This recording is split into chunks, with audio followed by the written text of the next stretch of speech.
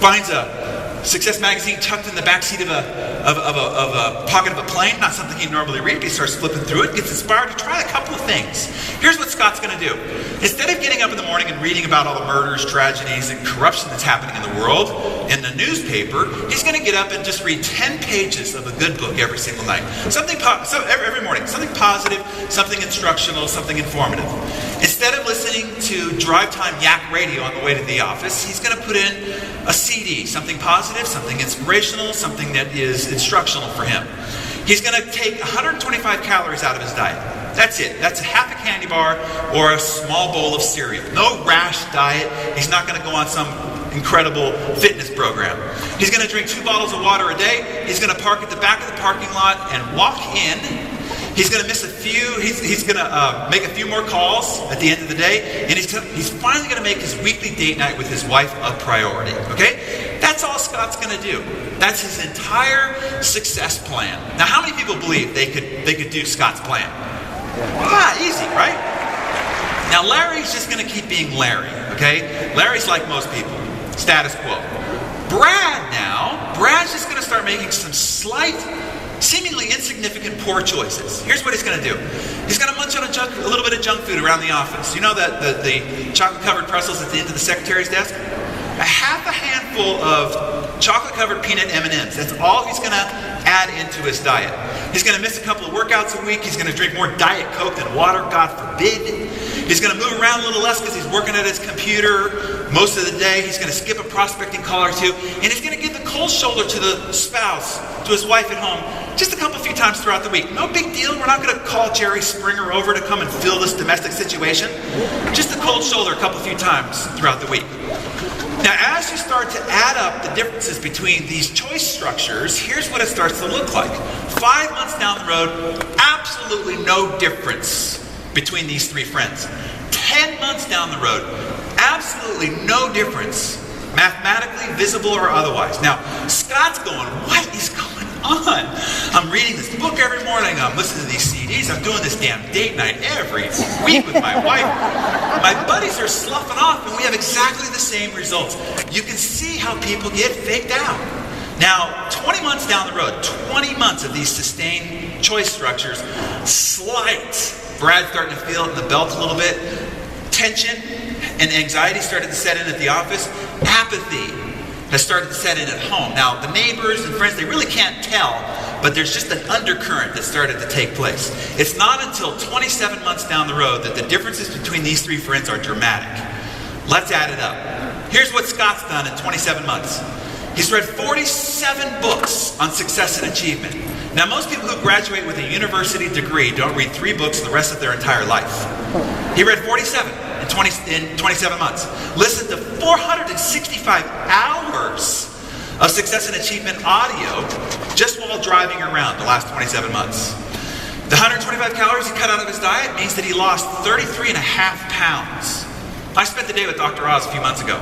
Do you realize that we could end, this is what he said, we could end obesity in America today if everybody just took 125 calories off their base diet. That's all it takes. Drinking more water, he drank 3,700 gallons of water. He walked 900 miles, which means he lost another 30 pounds. The 125 date nights with the wife, I had photos with that. It got risque, let me say. He made 1,860 extra calls that he wouldn't have made if he closed 3% of those, which means he didn't learn anything from those books or audios. He increased, on top of his $50,000 a year income, an additional $279,000. How small, seemingly insignificant, and easy choices add up over time. Now, Larry is like most people in America, just doing what he's always been doing, treading water, falling a little bit further behind, becoming disenchanted, bored, apathetic, and passionless, and blaming Obama, right? Brad's results look like this. The 125 calories he added to his diet means that he added 33.5 pounds. Missed a couple of workouts, more Diet Coke, now he's under cardiac arrest danger. Missed a few meetings, made a few less calls, now he's on the verge of being fired or under financial emergency. The inattention and cold shoulder to the spouse means that apathy is deep and he's on the brink of divorce. Small, poor choices added up over time. Now, if you want a copy of these slides, this is a simple thing. All you do is just text your name and email address to that phone number, okay? And it will send you a link where there's the video, the audio, the slides, and worksheets that go along with this whole thing. And the full presentation is 90 minutes, so you'll get the whole thing versus even what I'm doing for you here, okay? So if you want to write it down, it's 510-296-6208. But you have to do it in 48 hours, otherwise it gets transferred to a future audience that I'm talking to, okay? And it's over in the corner if you didn't get it. So all of this seems relatively easy. This is the big conundrum. Why do people still fail and go about making poor choices? Well, here are 4 traps that you will face. These traps are outside this conference hall right here. These traps are in your home, they're in your office, they're in your car.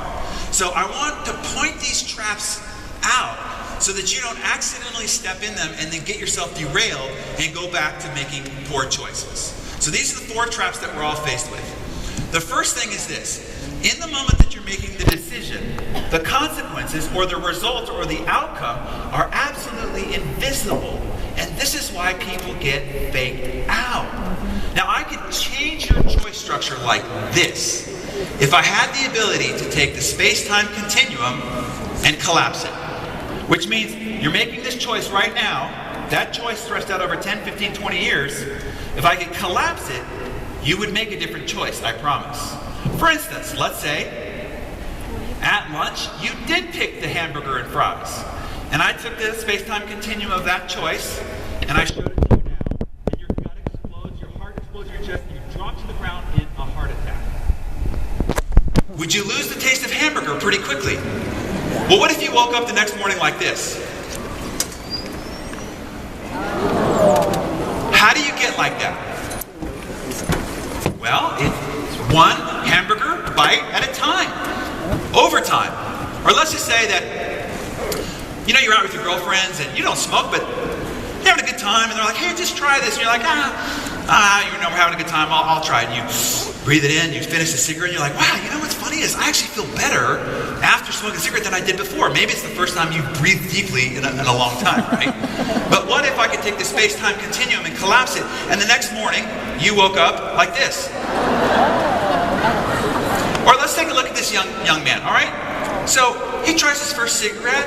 He's getting all this positive affirmation. His buddies think he's cool. He's a rebel. He's doing it behind the school and all the rest of this. I mean, it looks like a young James Dean, right? But what if I could take the space-time continuum, show him his future self, and have him talk to him right now? What would he tell his future self? Put it down. But you see, all along the way, it didn't look like it was having that big of an effect on his life. It's not till the very end that we see the dramatic impact of those small little choices. For instance, now I'm from San Diego, and we just had a very tragic situation happen. This man right here, Jesus, his name escapes me. Tony Gwynn. Tony Gwynn was drafted in 1981, 3rd pick in Major League Baseball. And he played for the San Diego Padres for 20 years straight, one team. He's only one of 2 players that ever did that, and had an illustrious career. During his playing years, he started doing chewed tobacco that he put in the right side of his cheek. And he ended up, for 20 years, it had no consequence to him whatsoever. Didn't notice the impact of it at all. That's what I'm telling you. During the span, you notice nothing. He even finished and with legendary status, inducted into the Hall of Fame with Cal Ripken, unanimous decision, one of the greatest hitters to ever play the game of baseball. And then in 2010, and then he went on to coach baseball for his alma mater for 12 more years. All along the time doing this chewed tobacco, having no impact on him whatsoever. And then in 2010, he was diagnosed with lymphomic or salivary gland cancer.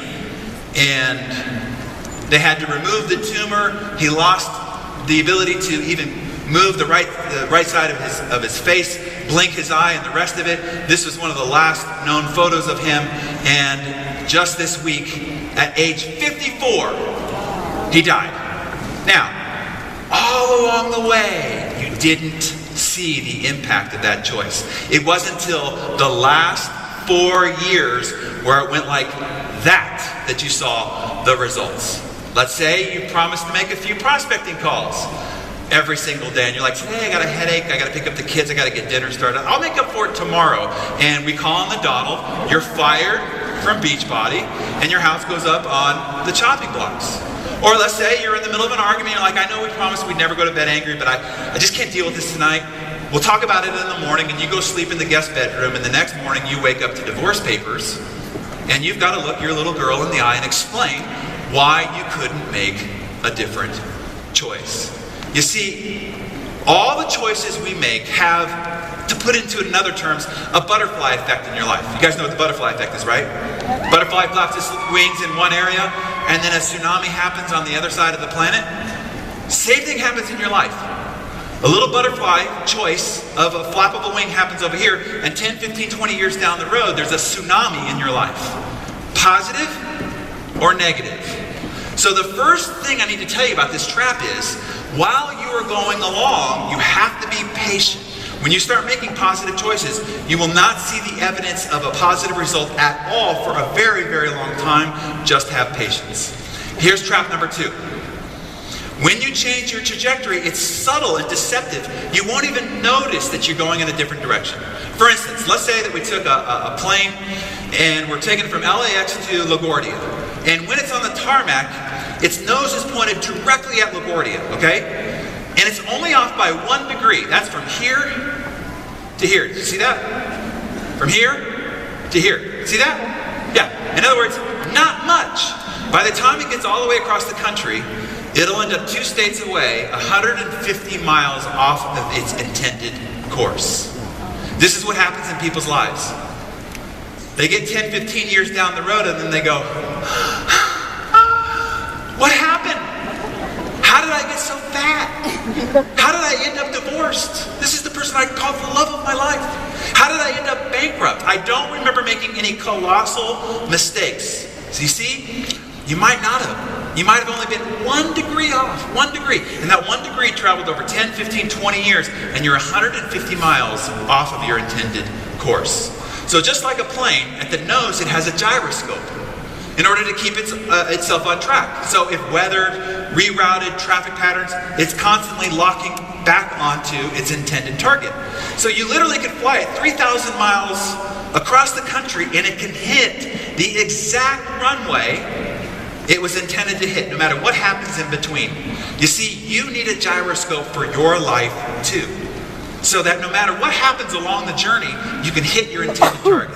But I warn you, life on the ground looks a little bit more like this. A double black diamond ski run.